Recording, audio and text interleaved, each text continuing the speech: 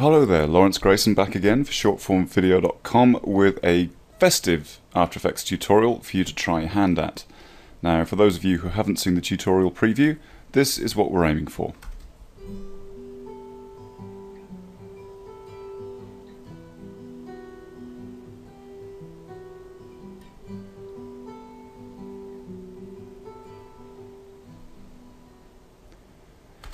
Now, regular viewers will know that I try to avoid third-party plugins like Trapcode Particular and that kind of thing. So all of this can be achieved using the standard toolset in CS3, CS4 or CS5. And also the project file will be up on my website at shortformvideo.com, available for free download. So if you want to skip the tutorial, you can go straight to my website and grab the file from there. Okay, so let's get started. First thing to do is create a new composition.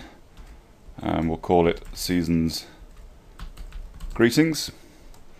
I'm using the PAL widescreen square pixel preset, but obviously you can use anything you like, and we'll set it to 10 seconds long. Now the first thing I'm going to do is create the icy text looking background, and if you've seen my glassy iced up text tutorial, you'll know how to do this already, so I'll run through it fairly quickly. First you create a brand new solid, and we'll pick a nice kind of icy blue color. I'll call it Ice Background and hit OK. Then you go to your Effects and Presets panel and find the Fractal Noise effect and just apply that. Then you twirl down the Animation Presets and find the second Cinders preset, and that will automatically create this effect. Go to your background layer and tap U to bring up the keyframes, and just drag the evolution keyframe from the 5 second mark to the end of your project. And that'll create a slow ice type animation. Now you can play around with it to your heart's content. You can increase the contrast, the brightness, the evolution settings or the subsettings, or maybe use your own background altogether. All I'm going to do is drop the opacity down to about 80%, and we'll leave it at that. Next step is to create your text. Now I'm going to type Seasons Greetings.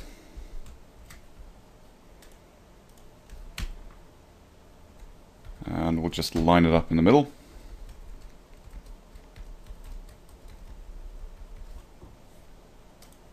Now just a quick word of the text that I'm using.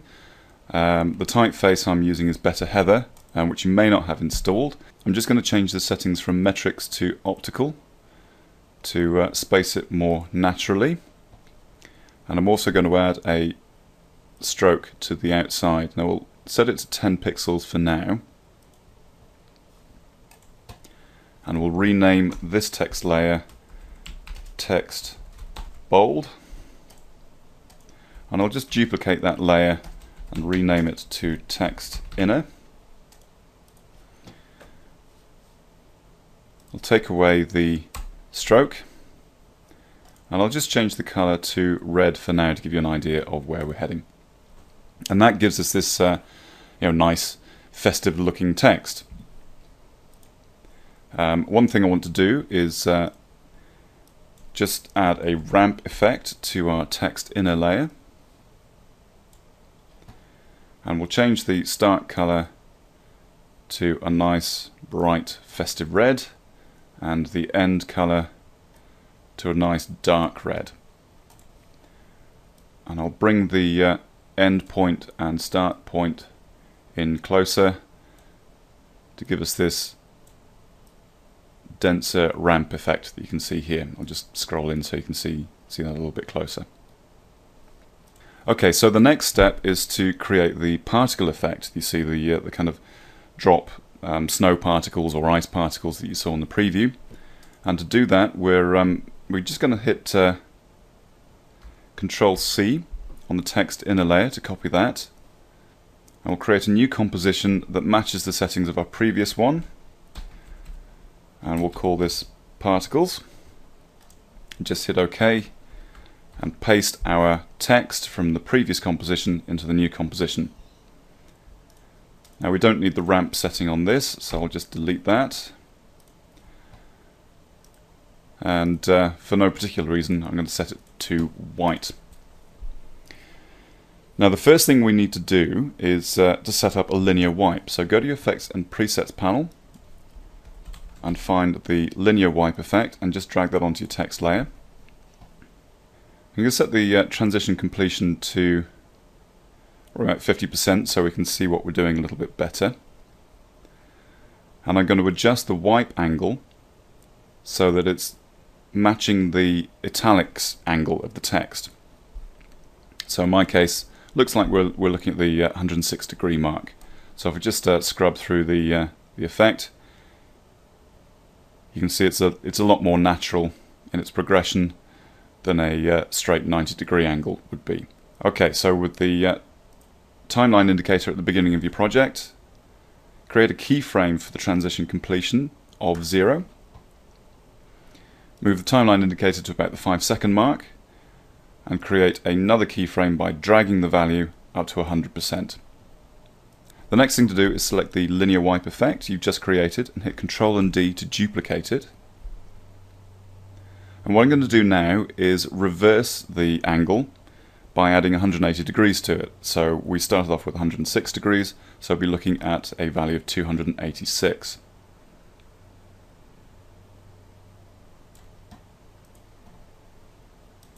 And I also want to reverse the keyframes. So if we select the text inner layer again and tap U, it brings up the keyframe values. So I just want you to swap the keyframes that we created at the 0 and 5-second mark and just swap them round.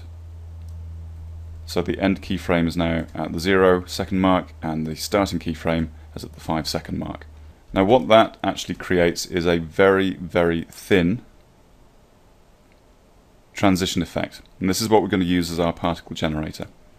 But I want a little bit more than that, so I'm going to go back to both linear wipe effects and feather them by a value of 3 each.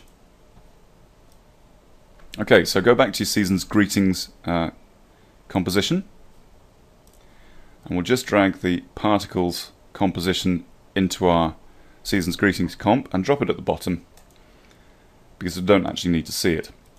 Now create a brand new solid and we'll call this particle wipe and hit OK. Go to your Effects and Presets panel and find the particle playground effect and add it to your particle wipe layer. First thing to do is turn off the Canon effect, which is the default setting for this, because that's obviously not what we want. We do that by just taking the particles per second value down to 0.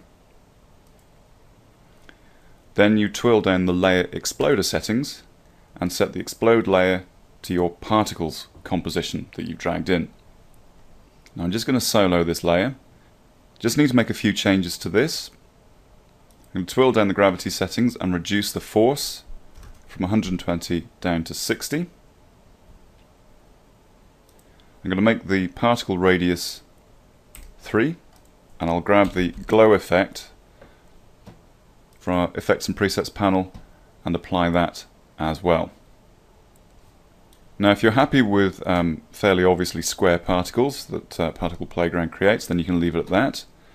But I just want to soften them up, so I'm going to find the Fast Blur effect and apply that as well, and just take the blurriness up by a value of 2 in the horizontal and vertical axes. Okay, that's looking kind of nice, but I actually want a few more particles than this, and I'd also like them to be probably a little bit faster in the fall off. So I'll just tweak the gravity settings again, maybe take them up to 80.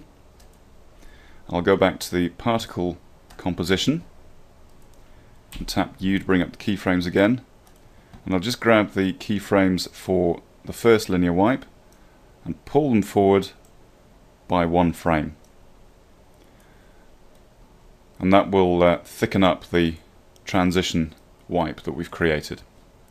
Okay, the next step is to set the blending mode of the particle wipe layer, so I'm going to go to blending mode and select color dodge, and that'll just brighten up these red areas where the white particle and the red intersects. So we just need to set up a linear wipe that matches the snow particles that we've just created. And the simplest way to do that is to go back to your particles composition and find the linear wipe 2 effect.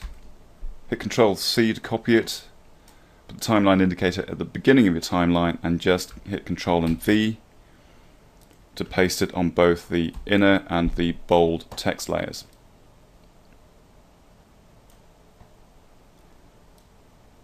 And that will match a linear wipe on the text as the particle layer progresses.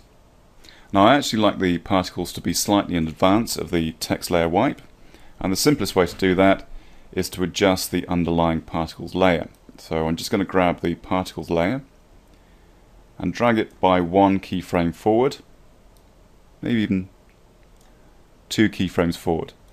So if I scroll in now, you can see that we've got our particle fall off happening in advance of the linear wipe. It gives it a more natural look. If I go back to the original, you'll notice that it's in an arc. So if you want your text to arc as well, just find the warp effect. It's in the distort subsection, and we'll drag this and drop it onto the text inner layer, and maybe reduce the bend to 22. Hit Ctrl and C to copy it, and make sure you paste it on both the text inner, the text bold, and more importantly the text inner layer in your particles composition. Now I'm just going to turn off the visibility of our particle layer because that's the thing that's slowing everything down. I'm going to right click on the text bold layer and select layer styles and drop shadow. I'll change the color of the drop shadow to a slightly more festive green. I'm also going to grab the glow effect and apply that as well. And finally, right click and create a new solid. Make it white. We'll call it Snow Transition and hit OK. Grab your ellipse tool and create yourself a nice large elliptical mask. Swap it from add to subtract. Tool down the mask properties and set the feather to about 90. And that'll give us our nice kind of snowy corners effect to make it look like a window. And all we do to create the fade out towards the end is at the 5-second mark, create a mask expansion keyframe of 0, and at the 9-second mark reduce the mask expansion until it fills the whole screen with white. So in my case that's about 370 pixels. Okay, I'll turn the particle wipe layer back on. We'll just create a quick round preview so you can see how it looks.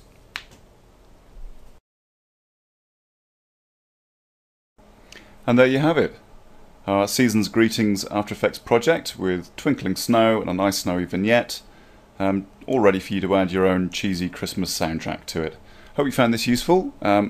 Just a quick reminder, you'll be able to find the CS3, the After Effects CS3 project file for this on my website at shortformvideo.com. So if you don't want to create it yourself, feel free to head straight to my website, download it, and use it however you like. Thanks for watching, and I'll see you next time.